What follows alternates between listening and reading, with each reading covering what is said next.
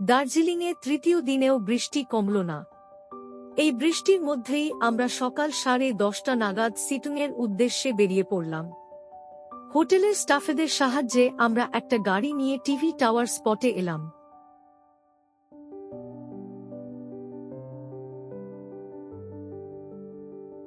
এইখান থেকে আমরা আমাদের গাড়ি নিয়ে সিটংয়ের উদ্দেশ্যে রওনা দেব। পথে বৃষ্টি থামার আপাতত কোনো সম্ভাবনা নেই।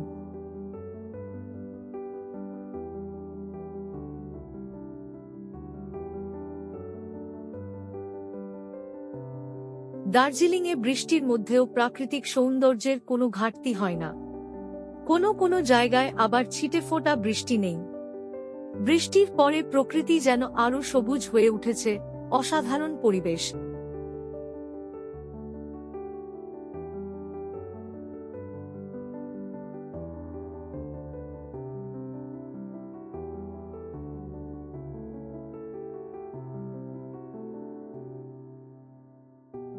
সোনাডার রাস্তা হয়ে আমরা আরও সিটংয়ের দিকে এগোলাম। সাইট সিনে পাইন ফরেস্টের মোহময় পরিবেশ অসাধারণ একটা অভিজ্ঞতা। দার্জিলিংকে এই কারণেই পাহাড়ের রানী বলা হয়। যেকোনো আবহাওয়াতেই দার্জিলিং অনবদ্য।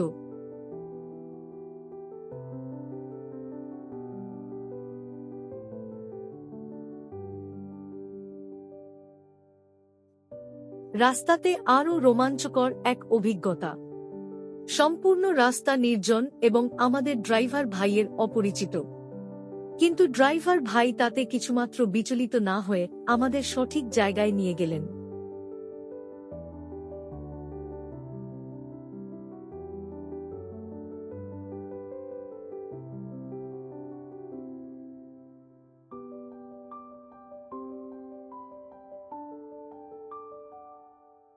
অবশেষে প্রায় 12:15 নাগাদ আমরা সিটংয়ে এসে পৌঁছালাম। ধন্যবাদ ড্রাইভার ভাইকে।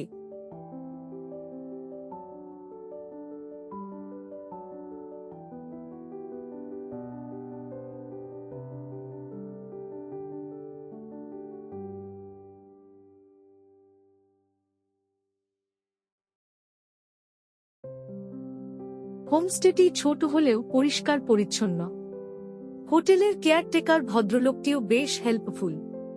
ওয়েদার এখানে মাঝে মধ্যেই চেঞ্জ হচ্ছে।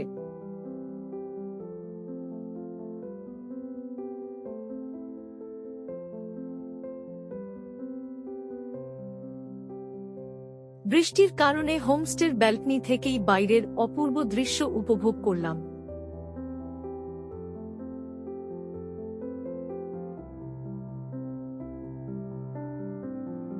দার্জিলিং তার অতুলনীয় সৌন্দর্যের জন্য দীর্ঘকাল ধরে একটি জনপ্রিয় পর্যটন কেন্দ্র। এই স্থানটি মঠ, সবুজ পাহাড়, চা বাগান এবং টয় ট্রেনের একটি স্বর্গীয় সংমিশ্রণ। শহরটি হিল স্টেশনগুলির রানী নামেও পরিচিত। দার্জিলিংয়ের আশেপাশে এমন কয়েকটি গ্রাম রয়েছে যা এখনও সেইভাবে ব্যাপক পর্যটনের দ্বারা আবৃত হয়নি। শিটং এমনই একটি মনোমুগ্ধকর গ্রাম যা রিয়াং নদীর তীরে অবস্থিত এবং কমলালেবুর বাগান দ্বারা বেষ্টিত। একটি বিশাল এলাকা জুড়ে কমলা বাগানের কারণে এই গ্রামটি কমলা গ্রাম নামেও পরিচিত। 4000 ফুট উচ্চতায় অবস্থিত শিটং শান্ত আবহাওয়া এবং নির্মল পরিবেশ সহ আলপাইন বন দ্বারা বেষ্টিত। আবহাওয়া ভালো থাকলে শিটং থেকে কাঞ্চনজঙ্ঘা পর্বতের মনোরম দৃশ্য দেখা যায়। স্থানীয় গির্জার কাছে অবস্থিত ভিউ পয়েন্ট থেকে সবুজ কমলা বাগানের একটি প্যানোরামিক দৃশ্য দেখা যায়। আমাদের ট্যুর প্রোগ্রামে আহালধারা, মংপু যেখানে কবিগুরু রবীন্দ্রনাথ ঠাকুরের বাড়ি, যা শিটং থেকে মাত্র 20 কিলোমিটার দূরে অবস্থিত, এছাড়াও করোনেশন ব্রিজ, যোগীঘাট ইত্যাদি জায়গাগুলি ছিল। কিন্তু এরকম বৃষ্টির জন্য তা ক্যান্সেল হয়ে যায়। যাই হোক, হাতে যদি কিছুদিন সময় থাকে তাহলে সিটং থেকে লাটপাঞ্চার, আহালধারা, মুঙ্গপু, মহালদিরাম টি গার্ডেন, নামথিংপোখরি, মহানন্দা বন্যপ্রাণী অভয়ারণ্য, যেখানে আপনি অভয়ারণ্যে জঙ্গল সাফারিতে যেতে পারেন, ইত্যাদি জায়গাগুলিতে যেতে পারেন। গুলমা নদীর পাশে অভয়ারণ্যের কেন্দ্রস্থলের ভিতরে একটি ওয়াচ টাওয়ারও রয়েছে। আমাদের ভাগ্য খারাপ ছিল বলে আমরা কোনো জায়গাতেই যেতে পারিনি। শিতং পরিদর্শনের আদর্শ সময় হল নভেম্বর, ডিসেম্বর এবং জানুয়ারি মাস।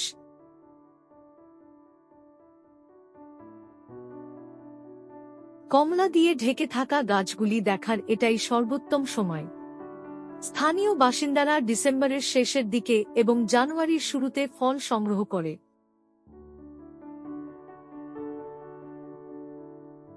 এবার কিভাবে পৌঁছবেন? শিলিগুড়ি থেকে লাটপাঞ্চার হয়ে সিডনির দূরত্ব 55 কিলোমিটারের মতো। নিউ জলপাইগুড়ি থেকে ভায়া NH 110 হাইওয়ে দিয়ে 31 কিলোমিটার দূরত্ব, যা 4 হুইলারে 1 ঘন্টা 20 মিনিটের মতো লাগে। দার্জিলিংয়ে ঘুরতে এলে এবং অফবিট প্লেস যদি ভালো লাগে, তবে শিটং হল এক আদর্শ জায়গা। ভ্রমণ পিপাসুরা 2-3 দিনের জন্য এখানে আসতেই পারেন।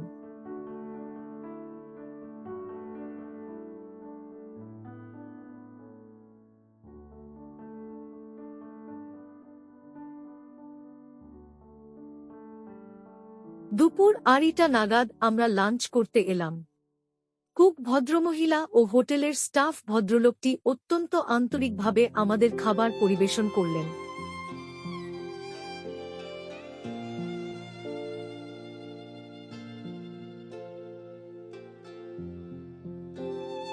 লাঞ্চের মেনুতে ভাত, ডাল, আলু ভাজা, ফুলকপির তরকারি, ডিম কষা, পাঁপড়, স্যালাড ইত্যাদি ছিল। প্রত্যেকটি খাবার কোয়ালিটি ও কোয়ান্টিটিতে বেশ ভালো।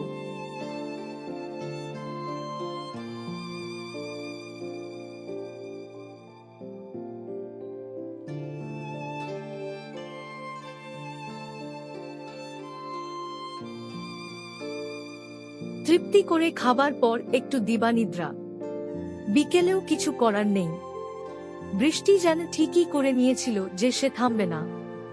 মাঝে মাঝে অবশ্য 5-7 মিনিটের জন্য থামছিল। হোমস্টের বারান্দা থেকেই কিছু ভিডিও ও ফটোগ্রাফি করলাম। প্রথম দিনটা এভাবেই গেল।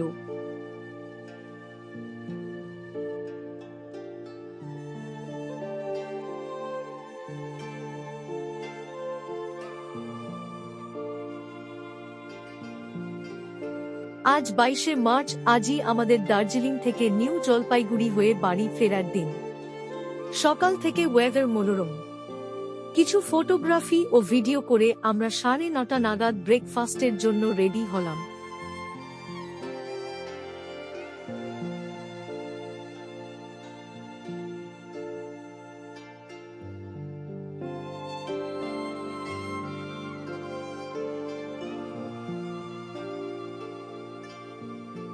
আজ আমাদের ব্রেকফাস্টে ছিল চা, লুচি, ঘুগনি, বয়েলড এগ। আগের দিন রাতে আমাদের ডিনারে ছিল রুটি, চিকেন কষা, সালাদ। যেটা রান্না এরা বানিয়েছিল তা সত্যিই খুব উপাদেয় ছিল। ফেরার দিনে হোমস্টের স্টাফেরা আমাদের উত্তরীয় পরিয়ে দিল। এই অভিজ্ঞতা আমরা কোনোদিন ভুলব না।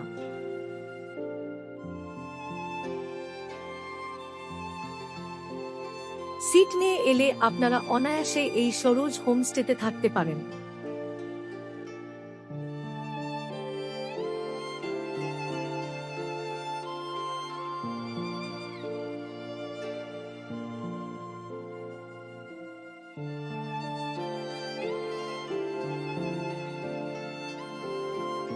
আজও সমস্ত রাস্তাতে কুয়াশার ঘনঘটা এবং সঙ্গে সেই বৃষ্টি। তারই মধ্যে আমরা এগিয়ে চলেছি। দার্জিলিংয়ে এই সময় সাধারণত এত বৃষ্টি হয় না। যাই হোক, ল্যান্ডস্লাইড হবার দরুন আমাদের পুরানো ট্যুর প্রোগ্রাম বাতিল করতে হলো।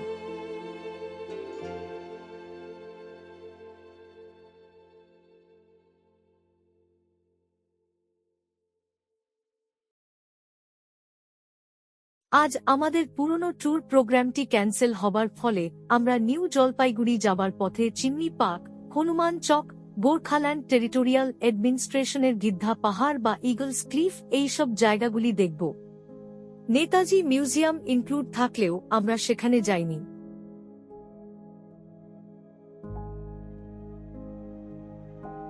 কার্সিয়ংকে ঘিরে অসংখ্য আকর্ষণের মধ্যে রয়েছে ঐতিহাসিকভাবে গুরুত্বপূর্ণ চিমনি পার্ক, যা স্থানীয় এবং ভ্রমণকারী উভয়ের কাছেই আকর্ষণীয়। সমুদ্রপৃষ্ঠ থেকে প্রায় ৭,২০০ ফুট উচ্চতায় অবস্থিত চিমনি গ্রামটি কার্সিয়ং সংলগ্ন একটি মনোরম গ্রাম। গ্রামের দক্ষিণ-পূর্ব অংশে একটি ২৩ ফুট উঁচু ইটোমটার নির্মিত প্রায় ১৫০ বছরেরও বেশি পুরনো চিমনি অবস্থিত, যা একটি বিশিষ্ট ঐতিহাসিক তাৎপর্য ধারণ করে। মূলত এটি ১৮৩৯ সালে ব্রিটিশ অফিসারদের দ্বারা নির্মিত একটি বাংলোর অবিচ্ছেদ্য অংশ। চিমনি পার্ক কার্সিয়ং শহর থেকে প্রায় ৭ কিলোমিটার দূরে অবস্থিত। এখানকার প্রবেশমূল্য ১০ টাকা। পরিষ্কার দিনে এই স্থান থেকে কাঞ্চনজঙ্ঘা পর্বতমালাও দেখা যায়। হনুমান চক উৎসাহী ভক্তদের আকাঙ্ক্ষা পূরণের জন্য সম্প্রতি আরও একটি দর্শনীয় স্থান এই তালিকায় যুক্ত করা হয়েছে। এটি গোর্খা টেরিটোরিয়াল প্রশাসন দ্বারা নির্মিত ভগবান হনুমানের একটি বিশাল মূর্তি, যা ২০২১ সালে শ্রী হনুমান জয়ন্তী উপলক্ষে আনুষ্ঠানিকভাবে জনসাধারণের জন্য উন্মুক্ত করা হয়েছিল। চিমনি চক থেকে গাড়িতে মাত্র ২০ মিনিটের দূরত্বে এই জায়গাটিতে ভ্রমণকারীরা অনায়াসে আসতে পারেন। নতুন বাসটি এলাকায় ক্যাসলটন টি কোম্পানির অধীনে একটি চা বাগানের মাঝখানে ৪০ ফুট উঁচু এই মূর্তিটি অবস্থিত। হনুমান চকের এই মূর্তিটি একটি ৩ ফুট উঁচু গ্রানাইট প্ল্যাটফর্মে স্থাপিত এবং সতর্কতার জন্য এখানে চারদিকে একটি স্টিলের রেলিং বসানো হয়েছে। এই জায়গা থেকে সূর্যাস্ত দেখা একটি অপূর্ব সুন্দর অভিজ্ঞতা।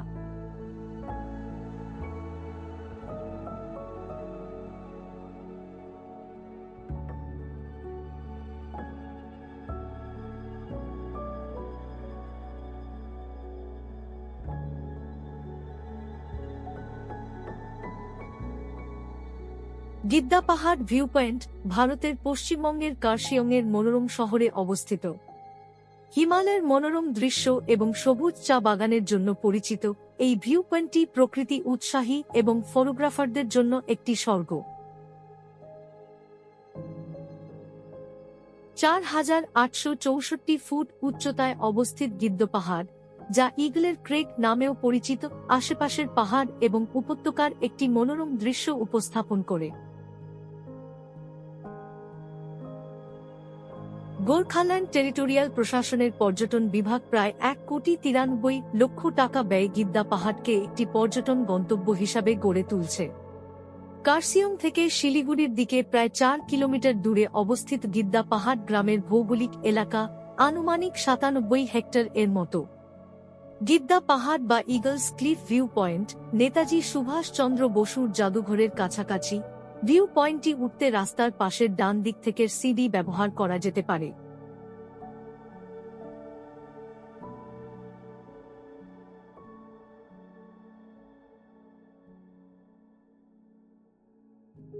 দার্জিলিংকে বিদায় জানাতে বেশ কষ্টই হচ্ছিল, কিন্তু উপায় নেই, আজই আমাদের ট্রেন। দুঃখের কিছুটা লাঘব হল অপূর্ব এক মনোরম ভিউ দেখে। নিউ জলপাইগুড়ির দিকে যেতে পথে দারুণ একটি সেনেক বিউটির ভিডিও করলাম।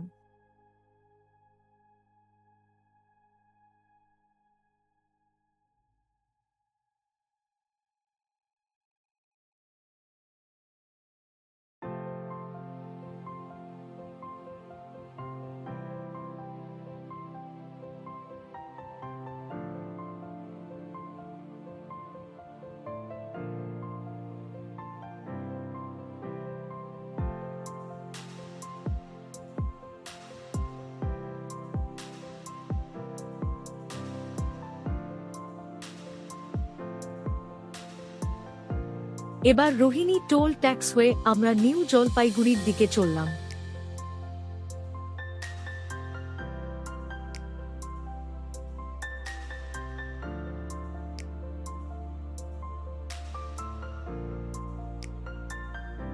ডান দিকের রাস্তাটি দিয়ে মিরিক যাওয়া যায়।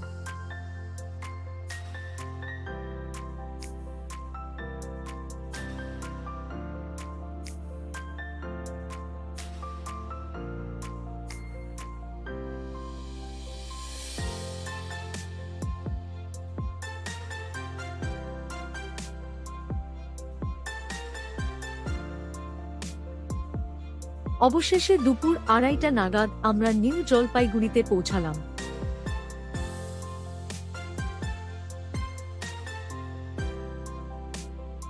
আমাদের ট্রেন পদাতিক এক্সপ্রেস রাত 8:40 ছিল। অনেকটা আগে দুপুর 2:30 নাগাদ নিউ জলপাইগুড়ি পৌঁছে স্থানীয় হোটেলে আমরা লাঞ্চ সারলাম। লাঞ্চে ভাত, ডাল, আলু ভাজা, চোখা, স্যালাড, বাঁধাকপি, এক প্রকার শাক ও ডিম ছিল। খাবারের কোয়ান্টিটি খারাপ ছিল না।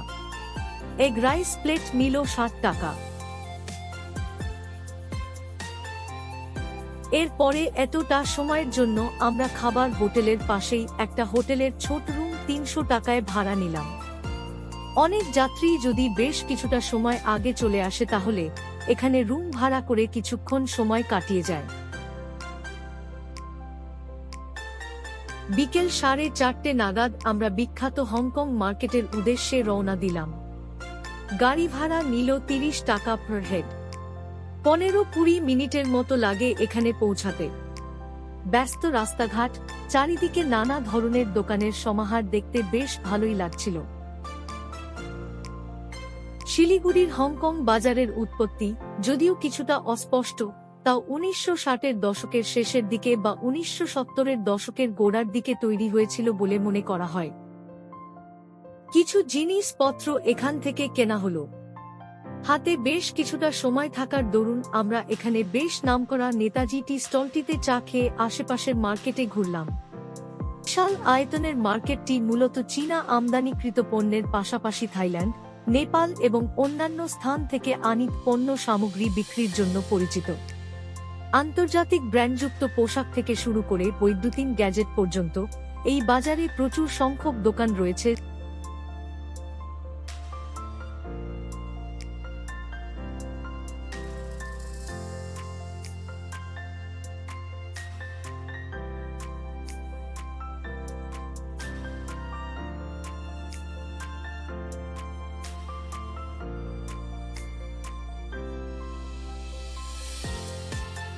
হংকং মার্কেট থেকে সন্ধে 6:30 নাগাদ আমরা নিউ জলপাইগুড়ির উদ্দেশ্যে রওনা দিলাম। হোটেলটিতে 7:15 নাগাদ পৌঁছে কিছুটা বিশ্রাম নিয়ে রাত 8টা নাগাদ আমরা স্টেশনে পৌঁছালাম। 8:50 নাগাদ আমাদের ট্রেনটি শিয়ালদহের উদ্দেশ্যে রওনা দিল। কিছুটা মন ভারাক্রান্ত হলেও আবার দার্জিলিংয়ে আসব এই আশা নিয়ে কলকাতার উদ্দেশ্যে রওনা দিলাম।